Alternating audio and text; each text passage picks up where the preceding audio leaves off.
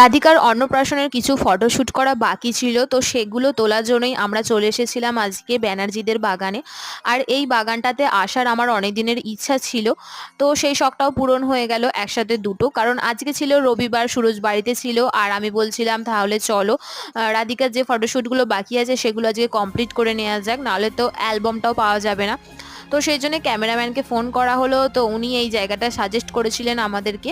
তো আমরা সেই মতো চলে এলাম। বিকালবেলা আমরা এসেছিলাম, এসে দেখলাম জায়গাটা বেশ ভিড় হয়েছে। তো সামনেটা ঢুকতে বেশ কয়েকটা মন্দির আছে আর সামনেই আছে বিশাল বড় একটা পুকুর, আর পুকুরটা ঘিরে রয়েছে অনেকগুলো গাছপালা। বেশ সুন্দর একটা মাটির কুঁড়ে ঘর রয়েছে, দুটো দোলনা রয়েছে, চারিপাশটা সবুজ মাঠে ঘেরা। এরকম একটা মনোরম প্রাকৃতিক পরিবেশ এখানটা জায়গাটাকে অপূর্ব সুন্দর করে তুলেছে।